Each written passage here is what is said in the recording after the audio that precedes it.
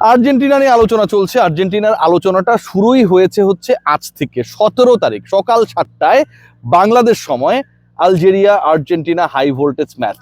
High voltage match কেন? আপনি যত দুর্বল কিংবা আর্জেন্টিনার সমশক্তিধর না এই টাইপের দল ধরেন আপনি খেলিয়ে দিলেন, আর্জেন্টাইনদের সাথে কোন একটা গ্রুপের ম্যাচে খেলিয়ে দিলেন। এখন সেই দলটা যেই দলই হোক না কেন, আর্জেন্টিনা মাঠে নামা, লিওনেল মেসি মাঠে নামা, এমি মার্টিনেজের উপস্থিতি, স্ক্যালোনির ট্যাকটিক্যাল বুদ্ধি, সবকিছু মিলিয়ে আর্জেন্টিনার প্রেজেন্সটাই হচ্ছে আমার কাছে মনে হয় ভোল্টেজ ক্রিয়েট করে। এবং সেই ভোল্টেজটা আপনারা সবাই জানেন যে ম্যাচ পূর্ব সংবাদ সম্মেলন হয়েছিল, যেখানটায় মাস্টার মাইন্ড লিওনেল স্ক্যালোনি ছিলেন। এবং সেখানটায় আপনারা কেউ মাইন্ড করেন না, ব্রাজিলের যে সাংবাদিকরা ছিল ব্রাজিলের প্রেস কনফারেন্সে, তার থেকে প্রায় 3 গুণ সাংবাদিক বাংলাদেশে বিভিন্ন মিডিয়া আউটলেটগুলো কভার করছে, লিওনেল স্ক্যালোনির সেই প্রেস মিটে ছিলেন। আর্জেন্টিনা ম্যাচ নিয়ে অনেক ধরনের আলোচনা রয়েছে এবং সেই আলোচনাগুলো একটা জায়গায় গিয়ে কিছুটা হলেও ধাক্কা খাচ্ছে। কারা খেলছে কারা খেলবে না, কাদের নিয়ে কনফিউশনস রয়েছে।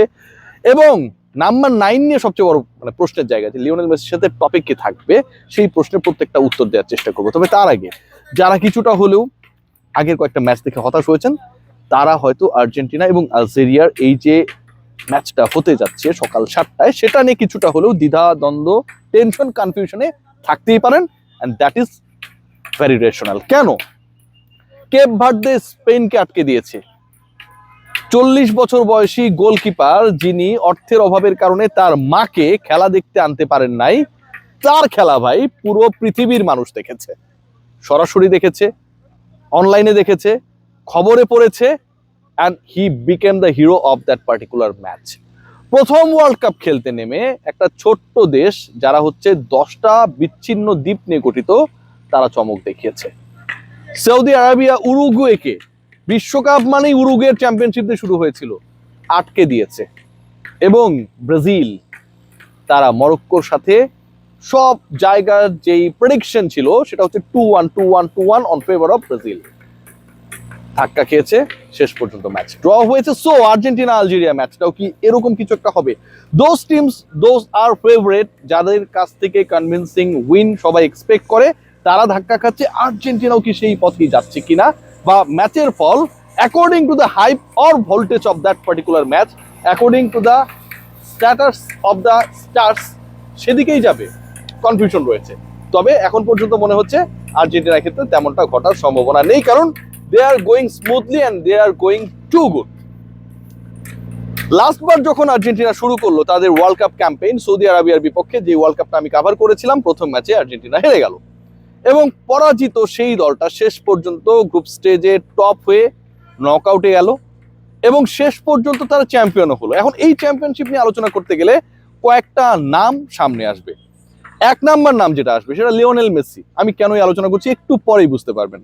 2 নম্বর নাম, লিওনেল মেসির থেকে কোনো অংশেই তার ভূমিকা, অবদান এবং তার যে পারফরমেন্স কম ছিল না, এমি মার্টিনেজ। লাস্ট মোমেন্টে আর্জেন্টিনা হেরেও যেতে পারত যদি ওই দুর্ধর্ষ সেভস গুলো তিনি করতে না পারতেন। 3 নম্বর যে নামটা সেটা হচ্ছে আলভারেজ। এখন আর্জেন্টিনার যে 25 সদস্যের বিশ্বকাপ স্কোয়াড যারা আমেরিকাতে রয়েছে, সেই ওয়ার্ল্ড কাপ স্কোয়াডের এই 3 জন সহ টোটাল শুরুর দিকটায় 9 ফুটবলার দে ওয়ার ইনজুর্ড। এবং এই 9 জন ফুটবলার তারা হচ্ছে 100% ফিট না। এই সিচুয়েশনে যখন একটা দল খেলার অপেক্ষায়, ঠিক তখন প্রশ্ন জাগে প্রথম ম্যাচের আগে আসলে তাদের মধ্যে কতজন প্রপারলি ফিট। আমি এক এক করে উত্তর দেব। লিওনেল মেসিকে নিয়ে কোনো সংশয়ের সুযোগ নেই, আমার বিভিন্ন নিউজে, রিপোর্টে, কার্ডসে আপনারা দেখেছেন সেটা। এমি মার্টিনেজের আঙুল নিয়ে অনেক আলোচনা ছিল, ভাঙা আঙুল, খেলতে পারবেন কিনা, তাকে আমরা সেই আগের রূপে দেখতে পারবো কিনা।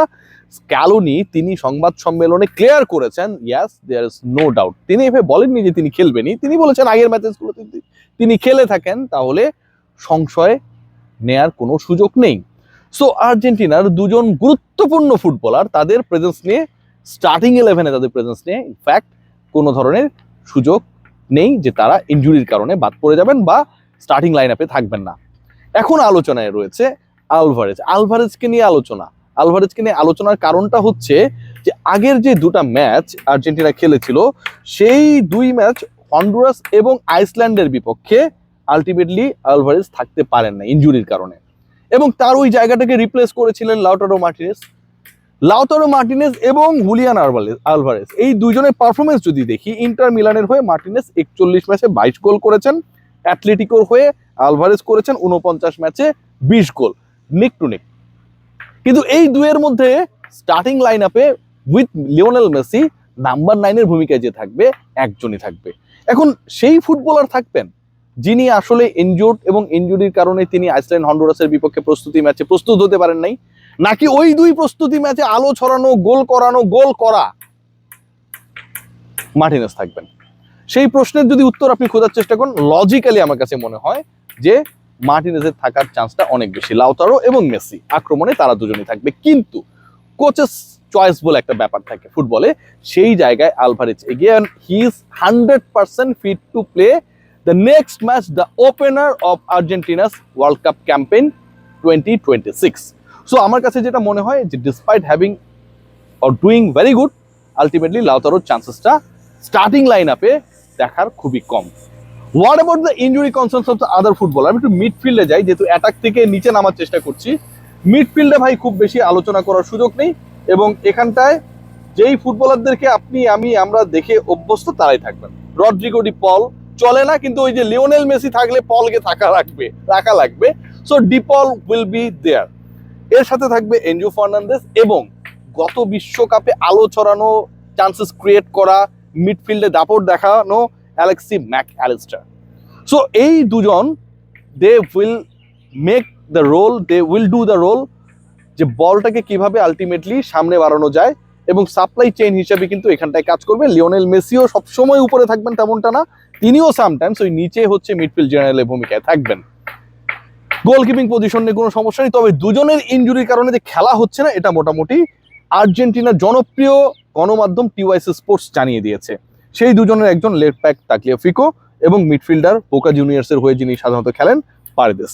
অর্থাৎ আর্জেন্টিনা তাগলিয়াফিকো এবং পারেদেসকে ছাড়াই আসলে তাদের প্রথম ম্যাচটার পুরো পরিকল্পনা সাজাবেন।